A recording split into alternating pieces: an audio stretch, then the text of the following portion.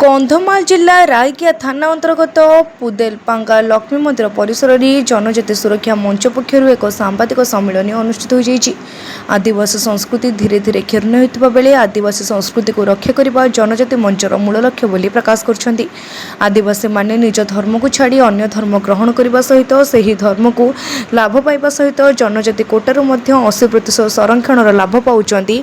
यह अन्याय जो मैंने आदिवासी संस्कृति छाड़ी अन्य धर्म ग्रहण करिसेंति अथवा करुचंती सेहि मानकु चिन्हट करा जाई आदिवासी तालिकार बाद देबा पई निष्पत्ति करा जाईछि बोली दिल्ली आसिथिबा जनजाति सुरक्षा मंचर राष्ट्रीय सह संयोजक डॉक्टर राजकिशोर हांसदा सांबादिक सम्मेलन में सूचना दैछंती।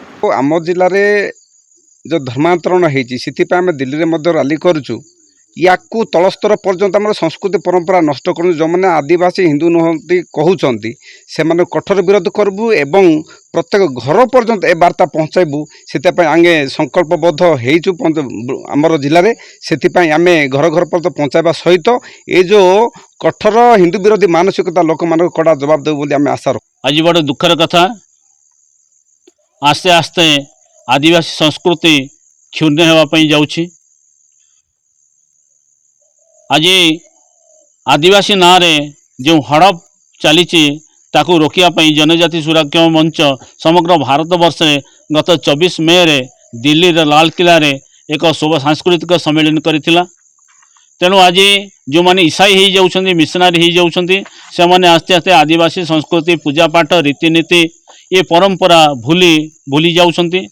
तेणु जनजाति सुरक्षा मंच आदिवासी संस्कृति रक्षा करिया पई ये समग्र राज्य रे आम कंधमाल मध्य यार संस्कृति पुनरुद्धार करने ये जनजाति सुरक्षा मंच लगी पड़ी थी।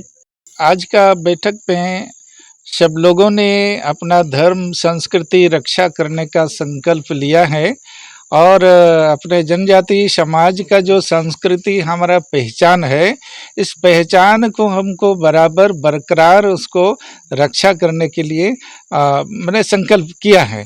और हमारा जो जनजाति सुरक्षा मंच है ये 2006 से लगातार पूरे देश में जो आंदोलन कर रहा है जनजाति समाज का हक और अधिकार ये रक्षा करने के लिए और जो लोग जनजाति संस्कृति रूढ़ी जन्य परंपरा को छोड़ दिया और विदेशी संस्कृति को अपना लिया धर्म में चला गया ऐसे लोग 80 से भी अधिक प्रतिशत लाभ वो लोग ले रहे हैं। ये अन्याय है, ये गलत है। इस अन्याय और गलत को दूर करने के लिए संविधान का अनुच्छेद 342 में ये संशोधन करना पड़ेगा। ये हम लोगों ने और पूरे जोरदार तरीके से पूरे देश भर में आंदोलन तो कर ही रहे हैं। कंधमाल रायकियारू नृसिंह चरण दास को रिपोर्ट तीर्थक्षेत्र लाइव।